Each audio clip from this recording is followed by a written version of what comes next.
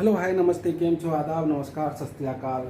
मैं फिर पटेल सर एक बार फिर एक नए अंदाज में आप लोगों के बीच उपस्थित हूँ। आपका अपना चैनल पटेल सर का ट्रिकी मेथड में आप लोगों का तहे दिल से स्वागत करता हूँ। मेरे छात्रों, आज हम दिन में एक वीडियो जारी कर रहे हैं। ये सीटेड क्लास का है क्योंकि कुछ दिनों से कमेंट आ रहा है और प्रीति कुमारी नाम की एक लड़की स्टूडेंट है जो हमारी वो कमेंट कर रही है कि सर बुद्धि पर एक क्लास लिया जाए। इंटेलिजेंस पर जो सीटेट का एक टॉपिक है, एक भाग है, उस क्लास को आज हम उठाए हुए हैं। और इंटेलिजेंस से 1 मार्क्स के क्वेश्चंस निश्चित रहते हैं सीटेट में। ये आप प्रीवियस क्वेश्चन उठा के देख लीजिएगा। इंटेलिजेंस यानी बुद्धि से 1 मार्क्स निश्चित रहता है। तो आज के क्लास में आपका 1 मार्क्स पक्का होगा सीटेट के क्वेश्चंस यानी सीटेट के एग्जाम में। इसलिए बड़े ध्यान से बुद्धि का चैप्टर सुनेंगे और यह उतना भारी नहीं है, सिर्फ सुनेंगे उससे आपको आसानी से माइंड में एडजस्ट हो जाएगा। और आज के क्लास का आपका 1 क्वेश्चन यानी 1 मार्क्स पक्का होता है। इसलिए हम फिर से आपको आज यह जानकारी देना चाहेंगे कि आज का जो हमारा सब्जेक्ट है वह सब्जेक्ट हमारा सीटेट का है और टॉपिक जो है हमारा वो है इंटेलिजेंस अर्थात बुद्धि। बुद्धि क्या होता है? हम पहले भी आपको बहुत बार चर्चा कर चुके हैं कि बुद्धि को मापा जा सकता है। बुद्धि को मापते हैं हम लोग, किस व्यक्ति की कितनी बुद्धि है, इससे हम लोग आसानी से पता लगा सकते हैं। उसके कुछ फॉर्मूले होते हैं, उसकी चर्चा हम किए थे एक बार मैथ की क्लास में। बट आज का टॉपिक है हमारा इंटेलिजेंस। इंटेलिजेंस में हम लोग जानेंगे कि किस प्रकार से क्वेश्चंस पूछे जाते हैं इंटेलिजेंस में और कौन से एक क्वेश्चंस हमारे आएंगे। हम आपको जो चिन्हित करेंगे आज का क्वेश्चन वो आपके लिए आपके एग्जाम में 100% आने ही आने हैं। इसलिए बड़े ध्यान से हमारी क्लास को सुनेंगे और समझने की कोशिश करेंगे। चलिए हम सीधे अपने स्क्रीन पर आते हैं। हमारे स्क्रीन पर आपको दिख रहा होगा पहला टॉपिक जो है हमारा वो है इंटेलिजेंस। इंटेलिजेंस अर्थात बुद्धि। बुद्धि क्या होता है? बुद्धि क्या होता है सबसे पहले यह समझेंगे। हम अपने किसी भी कार्य में जो काम करने का तरीका होता है वो हमारे बुद्धि पर निर्भर करता है। और बुद्धि किसी भी व्यक्ति का एक जैसा नहीं होता है। जैसे 5 उंगली है और 5 उंगली आपस में बराबर नहीं है, तो किसी का बुद्धि किसी से मैच नहीं कर सकता है। तो सीधी तौर पे हम कह सकते हैं कि बुद्धि जो है बहुआयामी होता है, यानी अलग अलग प्रकार के लोग में अलग अलग प्रकार की बुद्धि पाई जाती है। कोई बहुत हो सकता है वास्ट इंटेलिजेंट हो, कोई हो सकता है बहुत मंद बुद्धि बालक हो, कोई हो सकता है कि मीडियम बुद्धि रखता हो। तो सीधी तौर पर कहा जा सकता है कि बुद्धि जो है बहुआयामी है, यानी अलग अलग आयाम में बुद्धि संगठित रहता है लोगों में। तो हम सबसे पहले बुद्धि का जो हम एक टॉपिक दिए हैं यह, और इसमें पॉइंट वाइज दर्शाए हैं कि बुद्धि बहुआयामी होता है। यह बहुआयामी शब्द आपको ऑप्शंस में मिलेंगे, 110% मिलेंगे कि बुद्धि कैसा होता है, बहुआयामी होता है या 4 और ऑप्शंस दे देंगे जिसमें आपको बहुआयामी में टिक मारना। बहुआयामी कहने का अर्थ यहाँ पर यह है कि अलग अलग प्रकार के लोगों में अलग अलग प्रकार की बुद्धि पाई जाती है। बहुआयामी के जगह पर यह हो सकता है कि बुद्धि एक संगठन है, बुद्धि एक समूह है। तो हम तीनों चीज को दर्शाए हैं। बहुआयामी भी हो सकता है, संगठन भी हो सकता है और समूह भी हो सकता है। तो हम सीधी तौर पर कह सकते हैं कि बुद्धि हमारा बहुआयामी होता है, या हम कह सकते हैं बुद्धि एक प्रकार का संगठन होता है, बुद्धि एक प्रकार का समूह होता है। तो बुद्धि बहुआयामी या संगठन या समूह, यही 3 आपको ऑप्शन में मिलेंगे। यदि बुद्धि से क्वेश्चंस आते हैं 1 मार्क्स के, तो आते ही आते हैं, तो का यहाँ कोई क्वेश्चंस नहीं आते हैं। बुद्धि कैसा होता है? बुद्धि बहुआयामी होता है, बुद्धि एकल होता है, तो बहुआयामी भी हो सकता है, संगठन भी हो सकता है, समूह भी हो सकता है। तो इस तीनों में एक ऑप्शन आएंगे। लेकिन 100% अभी तक में क्वेश्चंस जो हम देखे हैं उसमें बहुआयामी का ही चर्चा किया गया है। जो ऑप्शंस दिए रहते हैं 4 ऑप्शंस, उसमें बहुआयामी रहते हैं, बुद्धि बहुआयामी होता है। हम आपको अगले सीटेट की किसी क्लास में हम आपको प्रीवियस क्वेश्चंस दिखाएंगे, उसमें सीधे तौर पर बुद्धि के बारे में पूछा गया है। तो ध्यान रखना है कि बुद्धि कैसा होता है, बहुआयामी होता है। अब हम लोग आते हैं बुद्धि के कई ऐसे क्या कह सकते हैं लेखक हैं, ऐसे साइकोलॉजिस्ट हैं जो बुद्धि के बारे में अपना अपना राय प्रकट किए हैं। और सीटेट के एग्जाम में बुद्धि के बारे में लगभग सभी साइकोलॉजिस्ट से कुछ ना कुछ क्वेश्चंस रहते हैं। सबसे ज़्यादा जो क्वेश्चंस रहते हैं वो होते हैं पियाजे के साहब से। पियाजे के बारे में हम कल क्वेश्चंस आपको दे चुके हैं। पियाजे से जितने क्वेश्चंस आने चाहिए थे वो क्वेश्चंस हम आपको दे चुके हैं। उससे ज़्यादा क्वेश्चंस पियाजे से नहीं पूछेगा। और सबसे ज़्यादा जो साइकोलॉजिस्ट जिसके बारे में पूछा जाता है वो है पियाजे साहब। उनके बारे में क्वेश्चंस रहता ही रहता है। 5 क्वेश्चंस तो निश्चित रहते हैं सभी सब्जेक्ट में, चाहे मैथ हो, फिजिक्स हो, केमिस्ट्री हो, किसी प्रकार का सब्जेक्ट हो। तो पियाजे साहब को पढ़ना ना भूलिएगा। सीधे हम लोग आते हैं, कौन कौन से साइकोलॉजिस्ट हैं जो चाइल्ड डेवलपमेंट के बारे में बताए हैं और बुद्धि के बारे में उन्होंने अपनी राय प्रकट की है। सबसे पहला हमारा हार्वर्ड गार्डनर के साहब के बारे में हम लोग जानते हैं। हार्वर्ड गार्डनर साहब कहते हैं इन्होंने बहुबुद्धि का सिद्धांत दिया है। ये बहुत इंपॉर्टेंट है, ध्यान रखना है।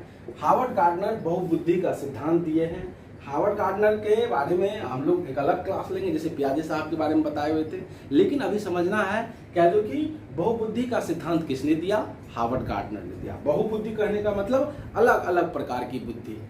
दूसरा, हार्वर्ड गार्डनर के अनुसार हार्वर्ड गार्डनर बताए हैं कि बुद्धि लगभग 9 प्रकार का होता है। लोगों में बुद्धि 9 प्रकार का पाया जाता है। यह कथन हार्वर्ड गार्डनर का है।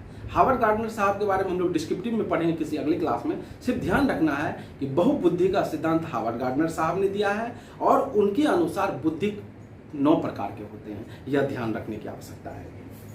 अगला आते हैं, बीने साहब जो है एक साइकोलॉजिस्ट हैं। उन्होंने कहा है बुद्धि का एक कारक सिद्धांत, यानी बुद्धि का एक कारक सिद्धांत जो दिए हैं वह बीने साहब दिए। बहुत से बुद्धि, बहुत से बीने। एक कारक की बात आएगी तो बीने साहब को ध्यान रखना है। यानी बुद्धि का एक कारक सिद्धांत किसने दिया है? बीने साहब दिए। अगला है बुद्धि का द्विकारक सिद्धांत, यह भी स्पीयरमैन साहब के दिए हैं। ये दोनों इंपॉर्टेंट है।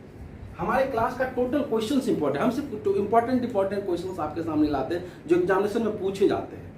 हम फालतू क्वेश्चंस या इधर उधर के क्वेश्चंस नहीं लाते हैं जो आपके लिए बर्डन भी बनता चले और पढ़ रहे हैं, इधर भी पढ़ रहे हैं, एक तरीके से होच-पोच हो जाता है माइंड में। तो जितने क्वेश्चंस हम दे रहे हैं ये सारे के सारे आपके लिए रामबाण साबित होने वाले हैं या आपके लिए बहुत ही ज़्यादा एग्जामिनेशन भी उसे अच्छे साबित होने वाले हैं। तो ध्यान रखने की आवश्यकता है कि बुद्धि का द्विकारक सिद्धांत जो दिए हैं वह दिए हैं स्पीयरमैन साहब ने। और कभी कभी पूछा जाता है कि जीएस फैक्टर किसके द्वारा दिया गया है। तो इन्हीं का 2 सिद्धांत है, एक जी है एक एस है। एक सिद्धांत 2 सिद्धांत, इसलिए इसको द्विकारक सिद्धांत कहा गया है। और ये स्पीयरमैन साहब दिए। अगर क्वेश्चंस पूछे जाते हैं स्पीयरमैन साहब से तो क्वेश्चंस इस प्रकार से बनेंगे कि बुद्धि का द्विकारक सिद्धांत किसने दिया? स्पीयरमैन साहब। या क्वेश्चंस पूछे देंगे जैसे कि जीएस फैक्टर किसके द्वारा दिया गया है? तो स्पीयरमैन साहब के द्वारा दिया गया। यह ध्यान रखना है आप लोगों को। अगला, बुद्धि का बहुकारक सिद्धांत, एक कारक, द्विकारक और बहुकारक। आप लोगों को हम स्टेप बाय स्टेप बता रहे हैं ताकि यह लिंक बैठ रहा है आप लोगों के माइंड में, आसानी से एडजस्ट हो जाएगा। कहीं भी डिफिकल्टी का सामना आप लोगों को नहीं करना पड़ेगा।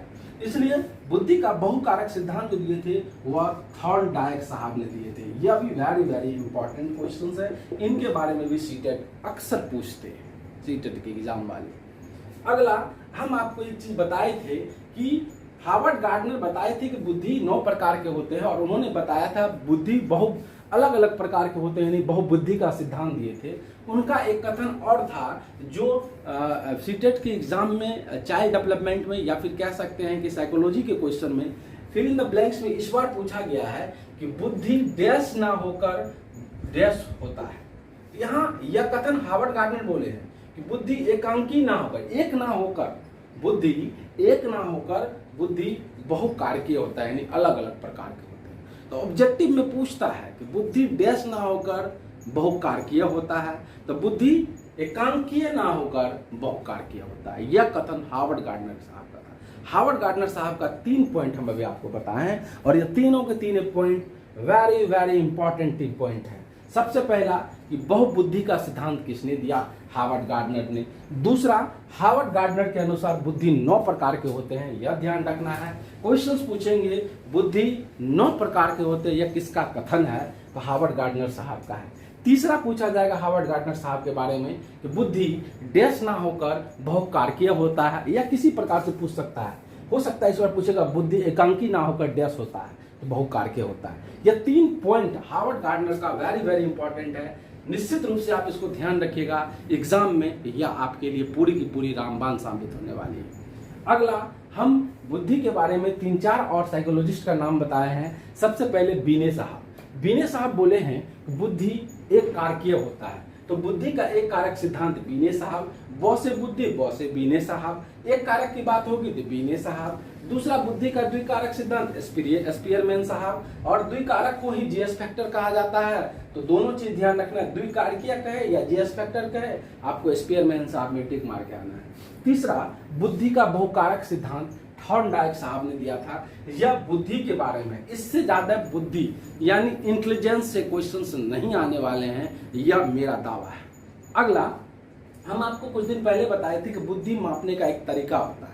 आप सपोज हमारी कितनी बुद्धि है, अगर कोई क्वेश्चन हम बनाते हैं तो उस क्वेश्चन में हमारी कितनी बुद्धि लगी है, इसको मापने का सिंपल सा तरीका है, जो आपका मासिक आयु होगा वो बटे जो आपका वास्तविक आयु होगा वो गुना 100 कर दीजिए, आपका परसेंटेज में आपका बुद्धि निकल जाएगा। यानी बुद्धि लब्धि बराबर, यहाँ इंटेलिजेंस बराबर हम लोग कह सकते हैं मानसिक आयु बटे वास्तविक आयु गुना 100। वास्तविक आयु को तैथिक आयु भी कहा जाता है। तो यहाँ पर हिंदी में हम लिखेंगे बुद्धि लब्धांक बराबर मासिक आयु बटे वास्तविक आयु गुना 100 या मासिक आयु बटे तैथिक आयु गुना 100।